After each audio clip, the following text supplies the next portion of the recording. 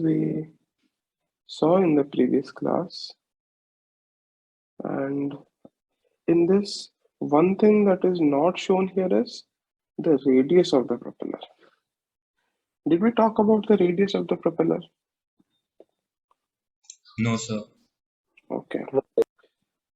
The radius of the propeller, just know that the radius is measured from the center line of the boss.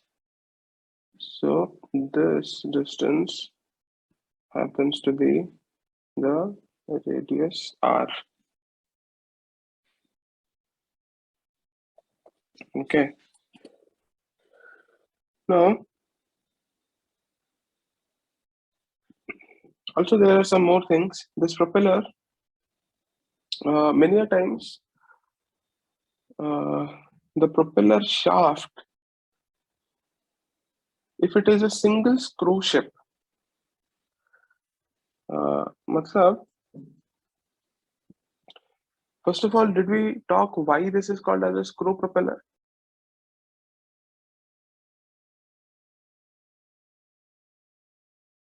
No, sir. No. अरे हमने क्या बात किया था sir? ठीक है.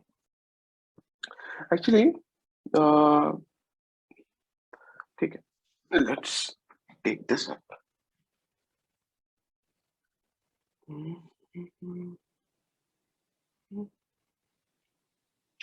See, the propeller, the movement and the action of a propeller is something similar to that of a screw.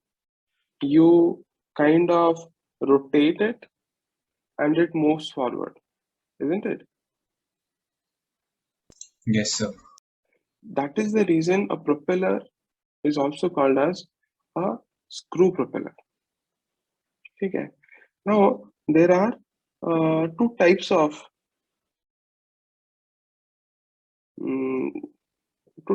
configurations, you can say.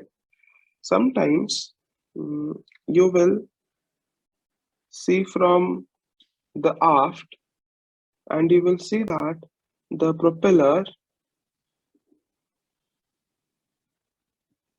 is working in this direction.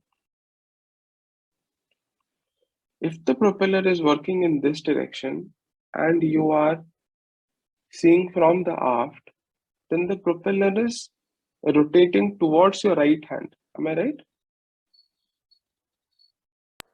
Yes, sir. Yes, sir. Yes. So this kind of propellers are called as right-handed propellers.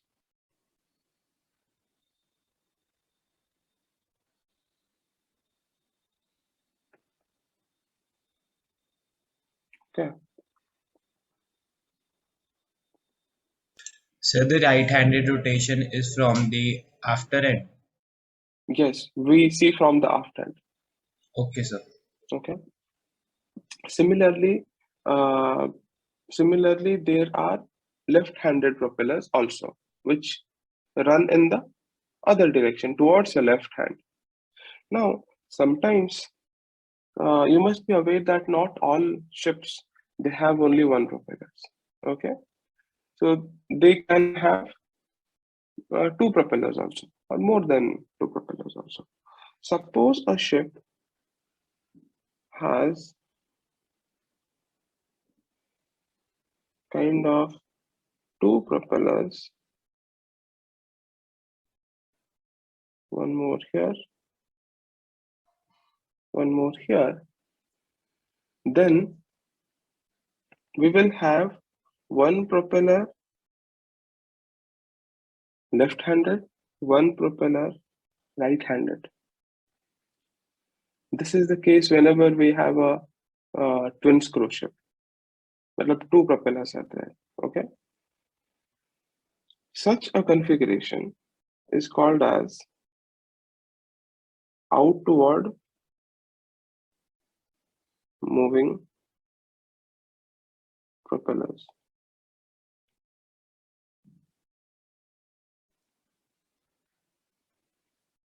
Outward turning propellers is better.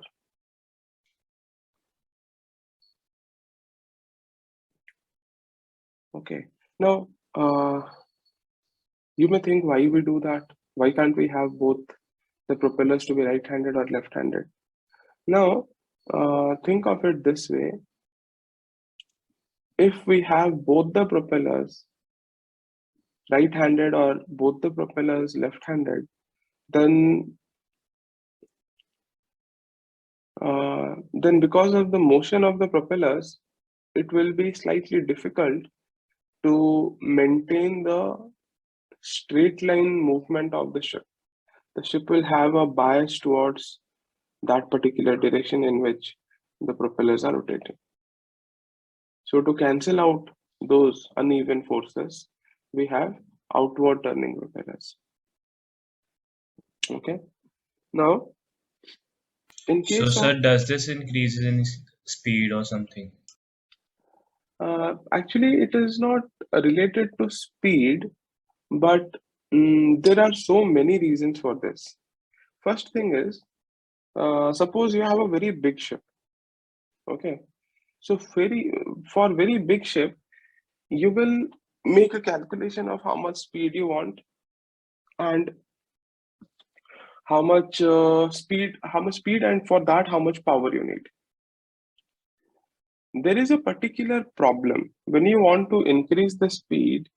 Basically, you want to increase the thrust that is generated by the propellers.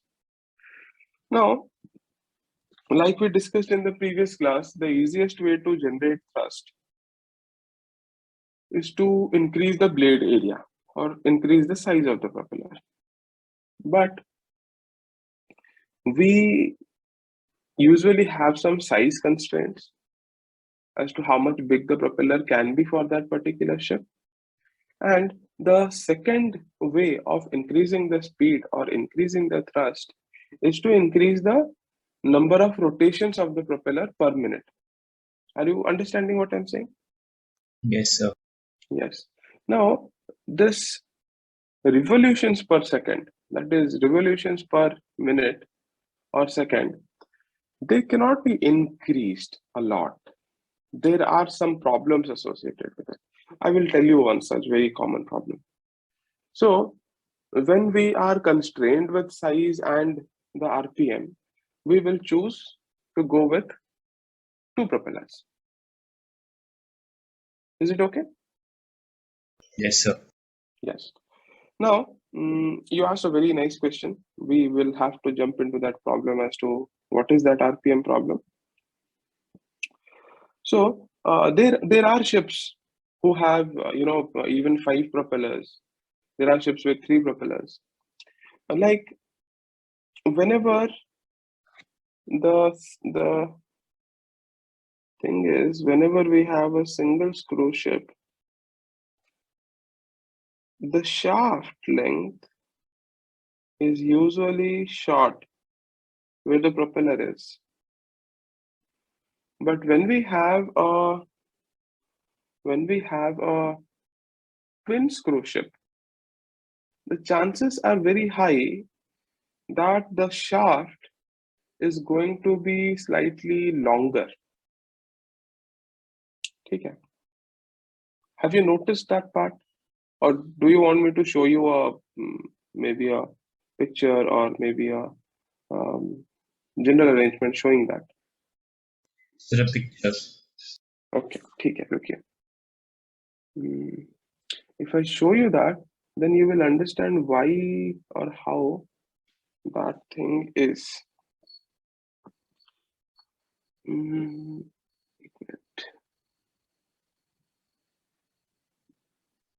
okay.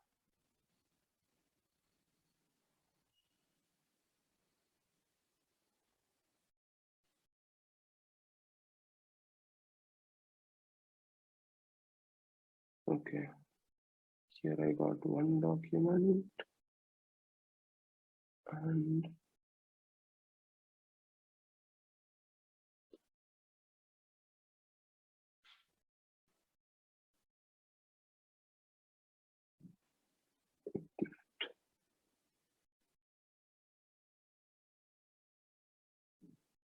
mm, Okay.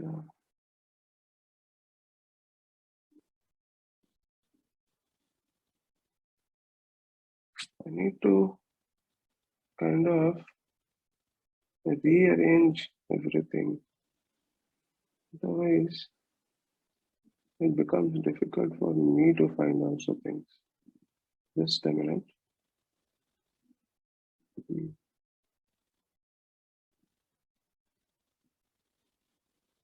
एक minute.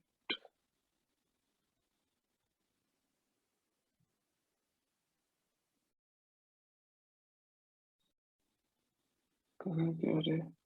Okay, this one. Let me show you this first. Hmm. Okay, this is a twin screw ship. Okay, if you notice, these are the propeller shafts. Okay, and this is the propeller right here. Just try to notice that the length of the shaft in these types of configurations is greater than that of a single screw ship. Can you notice? The reason Yes, is sir. that, yes, the reason is that uh, when you have a twin screw ship, uh, the propellers have to be at an angle. So you cannot keep them close to each other. When you give that angle, the length of the shaft is bound to increase. So in these cases, we have to provide some, what is that called? We have to provide some support to this shaft. Okay. So for doing this, we provide a particular type of bracket. Let me show you. I got this. See, do you notice a bracket here? A bracket here? This one? Yes, sir. Yes. These particular brackets are called as A brackets, alphabet A hyphen brackets. Okay. These brackets are provided to kind of support the overhanging portion of the shaft. Sir, that the dotted line. No, not the dotted line represents the propeller. These ones, the ones which are connected with the hull. You see? Yes, sir. Yes. Those are called as A brackets. And they support the weight of the shaft and propeller. Okay. So we were here. Now, no, no.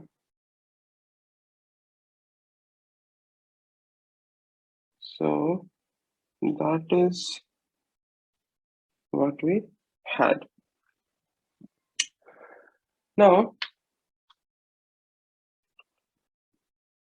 mm,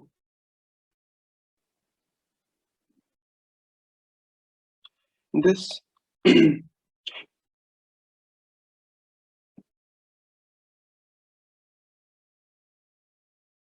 this problem that we were talking about, think of it in this manner.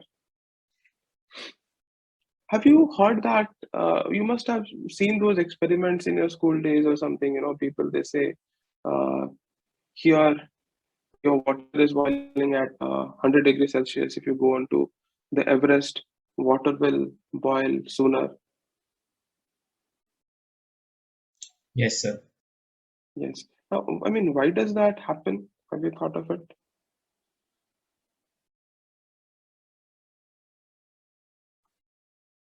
So pressure difference.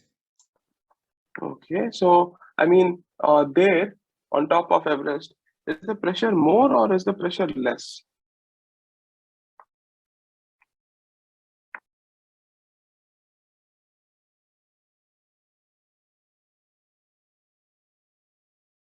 So more. More. I mean, I'll be happy if someone else also tries to take less.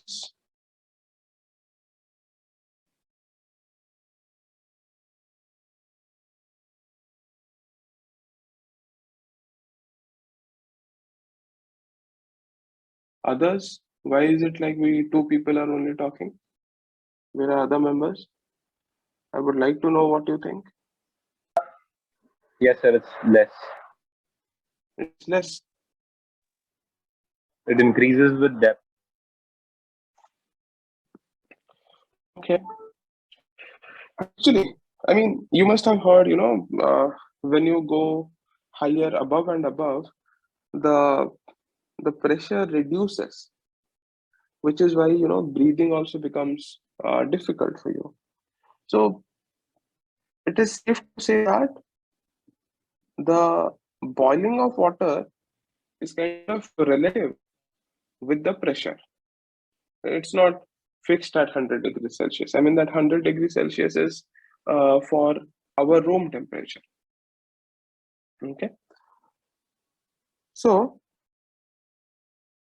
having said that, let's use that concept a little here. Now, the propeller is running underwater. I mean, first of all, let me tell you, this is not in your syllabus, this particular problem that we are talking about. So you can choose to remember that, choose to forget that. It doesn't matter, but it is a very important thing you should know, because you are going to face that problem in your real life, and you should know what it is and how we tackle it. So, the propeller was running, and do you think the propeller, we can go on and on increasing the speed of the propeller? I mean, the RPM of the propeller. There has No, to sir. be, yes, there has to be some limit, isn't it? So, in a propeller, there is a critical RPM, something called as a critical RPM. That means it is not advisable to increase the RPM of the propeller beyond that. Now, if such a thing happens, then what will happen is the pressure in the water, it starts to drop. If the propeller is kind of rotating or spinning very fast, then the propeller will not be able to get water at that particular speed. You can rotate fast, but for every rotation, you need to have that water that you are cutting through. When it rotates very fast, the water onto the propeller kind of is not able to be that much sufficient. As a result, the pressure decreases.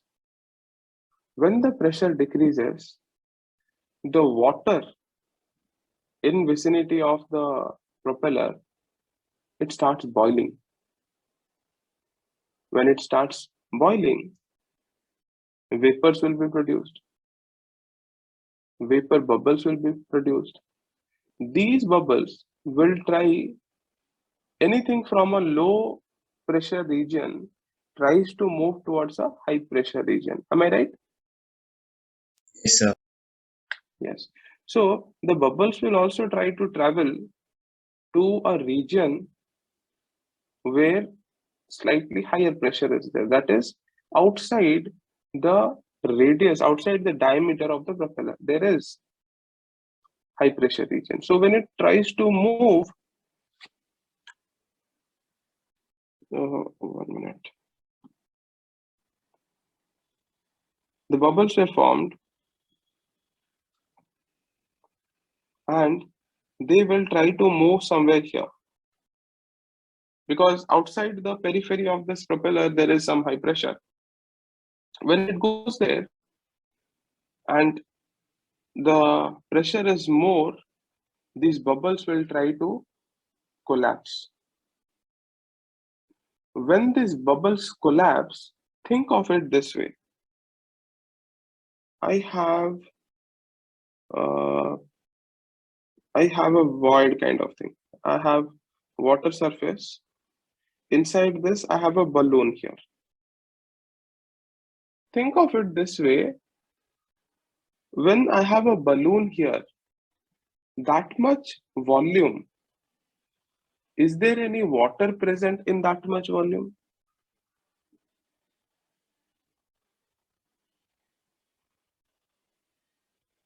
Because that volume is taken up by the balloon, that much space there is no water. But think, if I puncture this balloon inside water, then what will happen? The water from surrounding So areas, water will rush. yes, it will rush to that position, right? So if there was a wall here, the wall has so many balloons connected to it. So when I puncture these balloons, the water kind of rushes in to fill that void space. So can I say that this rushing of water is going to make an impact on that wall? Yes, sir. Yes.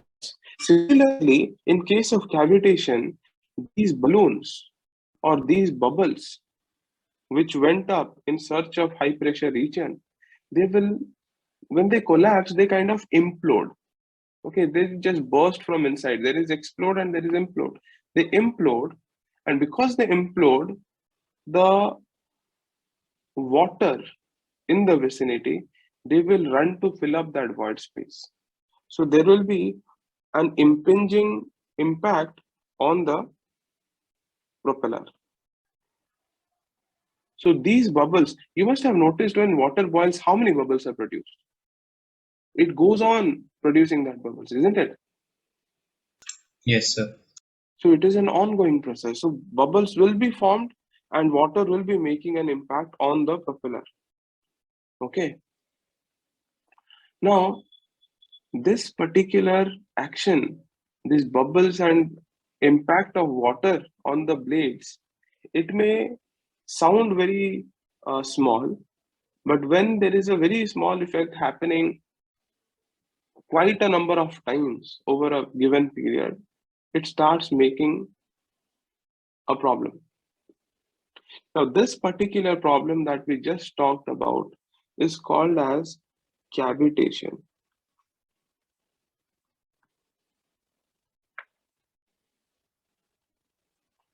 When cavitation happens, it manifests itself with noise and vibration. And that noise and vibration is strong enough to be felt by the people on the bridge. Okay. Now, how do we reduce this?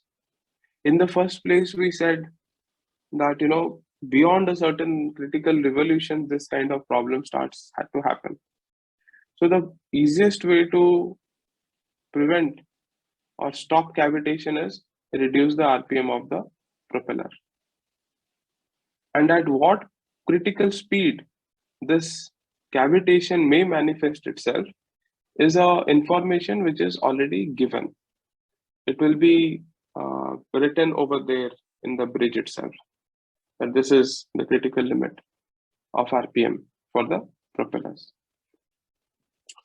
Now, did you all understand this cavitation? Yes, sir. Yes, sir. Okay. Okay. Now, this cavitation can be of many ways. Actually, this cavitation depends on where it is formed. There is tip cavitation, there is root cavitation, and there are so many types of. There are vortex cavitation, there are bubble cavitation, and there are very uh, cavitation is a very large, huge topic kind of thing. But what we talked about, that is the main gist of it. What cavitation exactly means. And remember that it is not in syllabus, but you need to know the very practical problems which you may encounter someday. Okay. Now, one more thing. Why are we worried about cavitation? Are we worried about cavitation only because of noise and vibration? No, we are worried about cavitation because these bubbles, when they implode, the water makes an impact on the blades. This impact starts to corrode the propeller. Okay, and the propeller can get seriously damaged if this cavitation is not taken care of. Let me show you if I can find an image of that.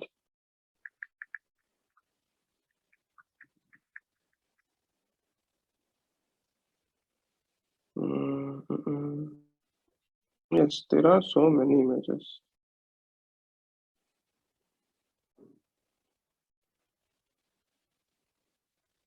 Wait, just let me show you.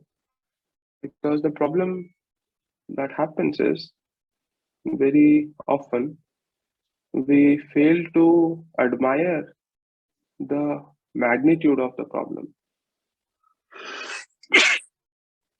Word. See, do you notice? Yes, sir. Now this has happened at the near the tip. You see there is root cavitation also, and this is the kind of damage cavitation is capable of doing by those little bubbles itself. So you will see the entire blade has been corroded. Basically, the smooth surface of the propeller is eaten up by these bubbles. Okay.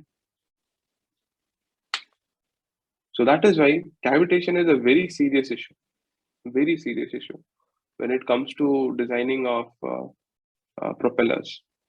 There is something called as a cavitation tunnel. Inside that, we make some specialized tests to determine which RPM is going to, cause that cavitation. And also, cavitation also can manifest itself if we have improperly cleaned, what to say, propellers. When a ship passes through shallow water, then actually what happens is, uh, have you seen marine growth in shallow waters? Have you seen? Oh, those seaweed, they call it. Have you seen?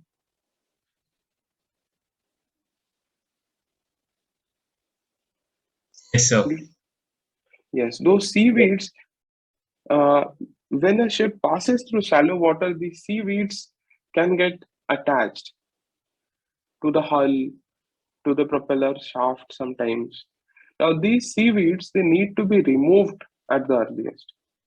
If you don't remove them, always remember that anything that is designed to move inside water, the entire shape of that body has been designed.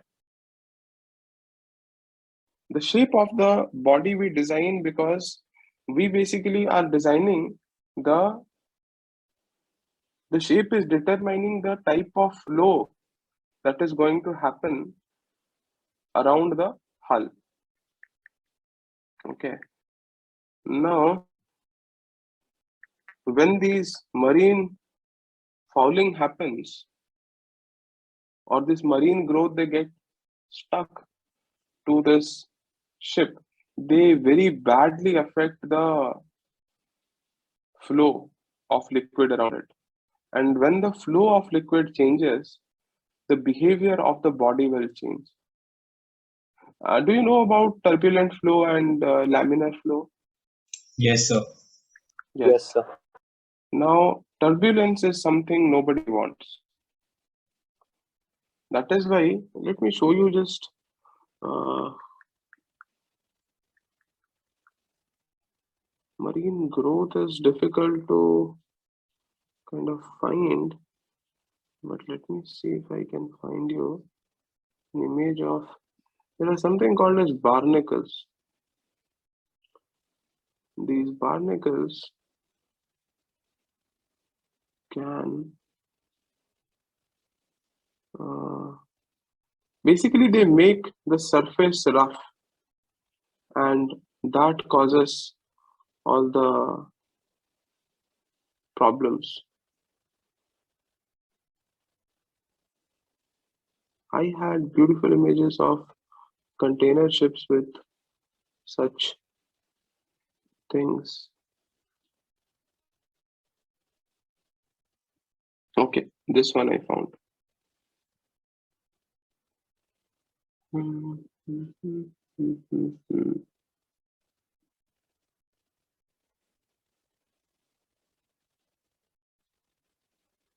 Well, I opened a picture. It was supposed to open the same picture, but it did not.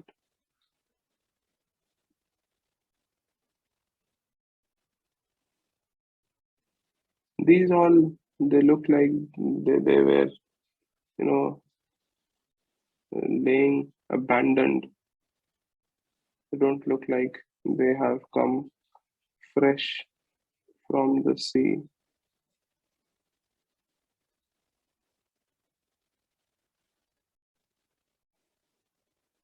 There is a particular image that I opened.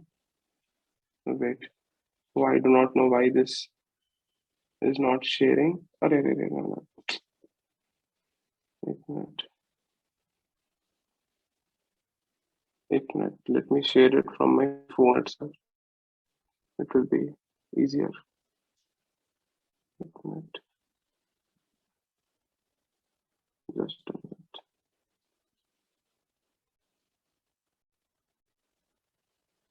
I can show it with my phone itself and we will be good to go.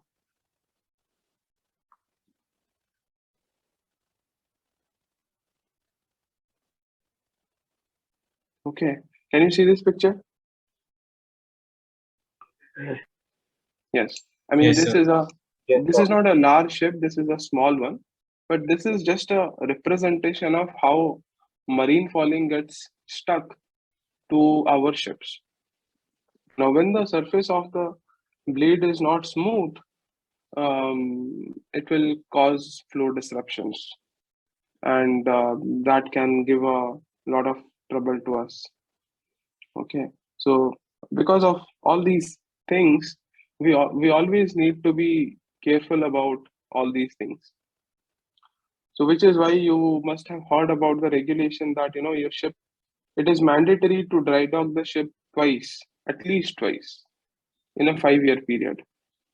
They will repaint it, and other things will be removed, and so on. And these things, when you're cleaning it, it will cost you, true, but that is a good thing because in the long run, you're going to save up on the money on fuel, basically. Okay, so that was about cavitation. Now, wait, we will talk about some more things that I thought, but um, so far, are you finding this subject difficult in any way? Any difficulty in understanding anything? No, sir. Okay, No, sir, not in understanding. ठीक है. Not in understanding. Any other way are you facing any difficulty? Selection, not now, but like we need remembering the diagrams and all. Okay. Now that will be there. Just a minute. Someone is calling from college.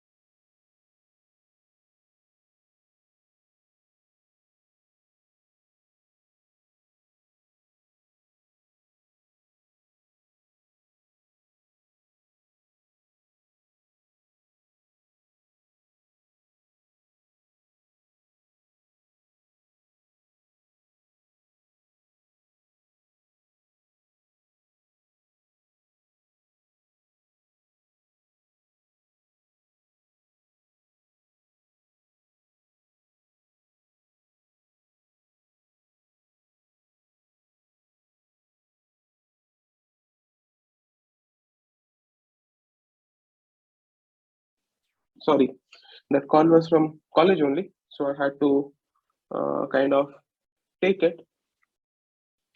So let's see what we have now. I wanted to say something else also. Between all these calls and everything, I forgot what I wanted to say. This forgetting is not a problem now because I'm behind a computer and I can see that. This forgetting will cause me problems when I come for offline classes because there I cannot, sit back and relax and kind of think all these things.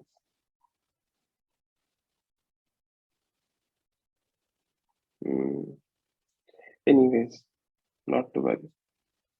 So you were asking any difficulty in understanding anything? That is okay, na? You're not finding any problems anywhere. No, sir, not yet. ठीक है.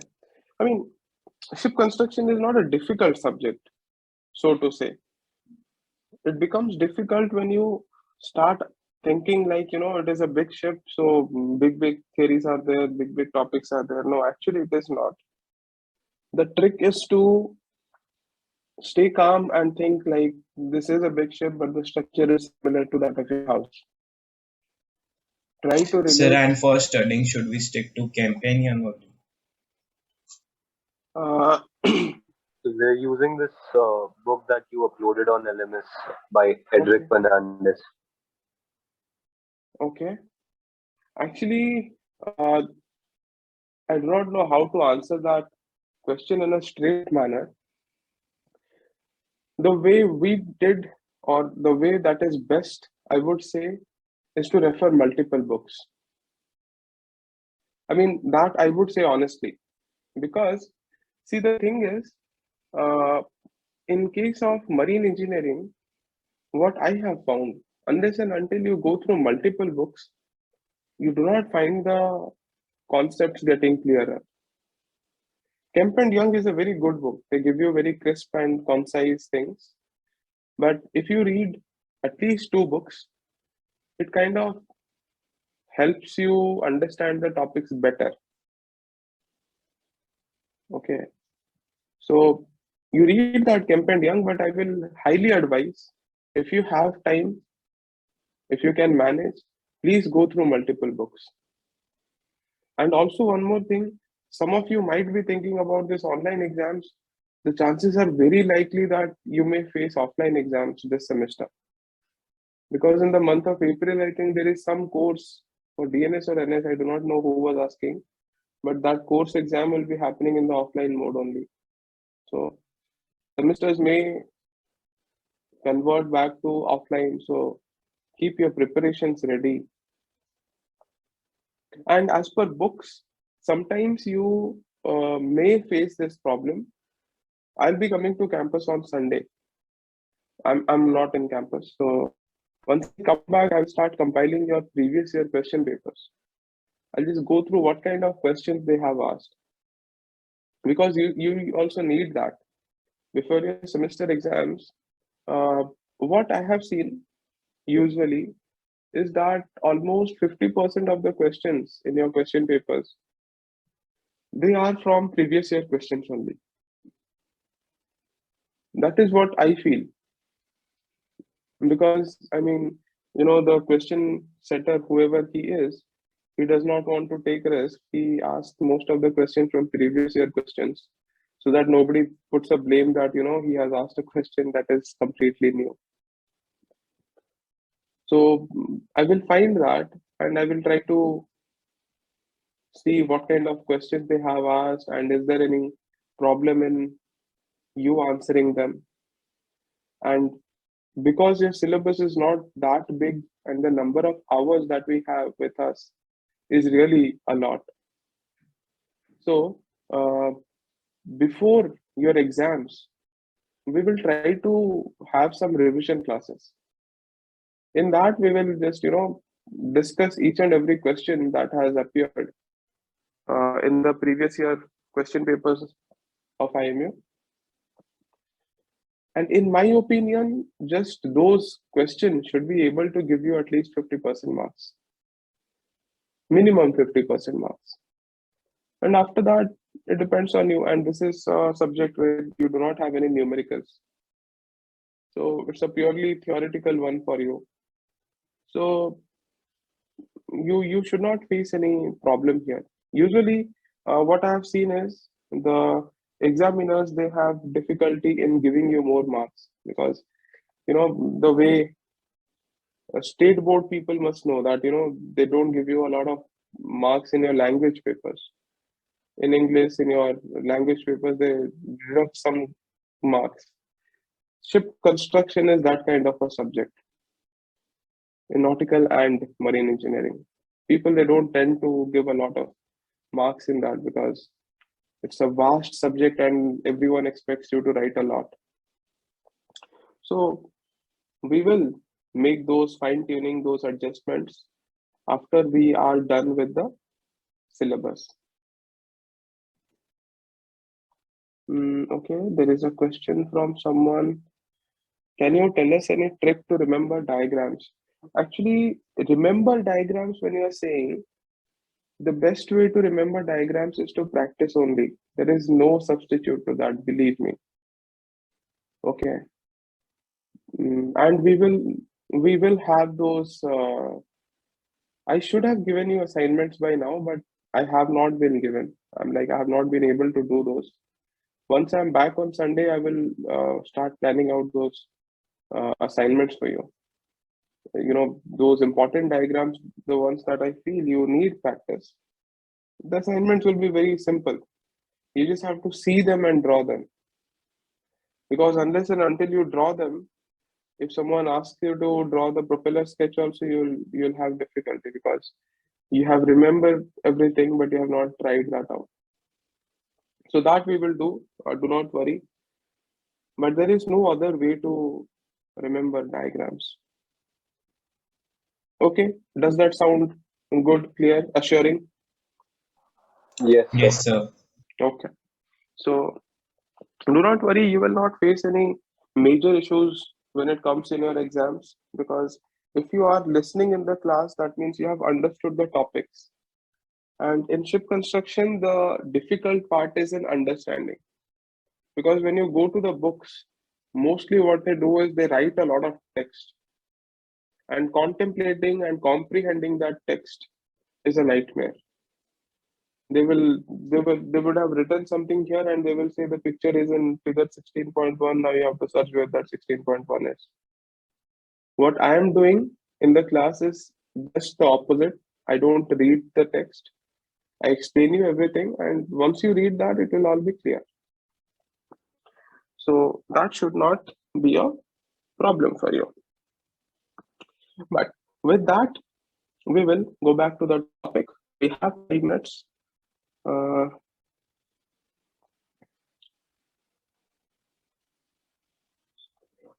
Your DNS course is for how many years? So 1. So one. So after 1 year itself, you will start sailing. So we are in NS. Yes, you are NS, but after 1 year, you will start sailing, right? Or what? Yes, sir. Yes, sir. So there's a catch though. NS students usually the cadets sail for 12 months while DNS cadets have to sail for 18 months Oh, that before they get pre-C, promoted. that pre-C requirement, is it? Yes, sir. Yes. Acha. But that's okay. They will sail. You have 18 months. That's not a big deal. You will start enjoying. So basically, when your batchmates who are studying marine engineering or nautical science, they'll be in college and you'll be sailing, right?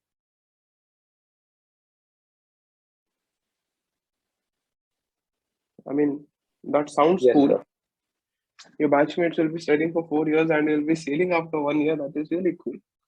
So, anyways, because the other day I saw a mail that just it was written DNS. They did not mention first year, second year. So I thought, do DNS students come only for 1 year or what? So That is nice. I did not know this. Anyways, so let's stop it here itself. Do you want to ask any questions, any doubts about whatever we saw?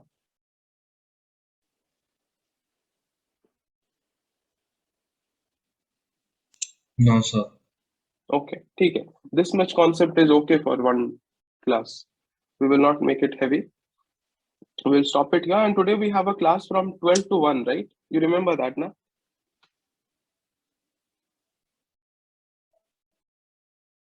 Do you remember that? Yes, sir. Huh. So Yes. 12 to 1 is the class. I mean, people will start saying we have lunch and everything. I'll be leaving you 15 minutes or 10 minutes prior to that. So you need not worry. Just tell me the attendance part, div 2. Sir, 044 Just a minute, just a minute. 044. ठीक है. 056 56. 062 Mm-hmm. 068. Mm-hmm. That's all, sir. That's all, ना? ठीक है. See, in your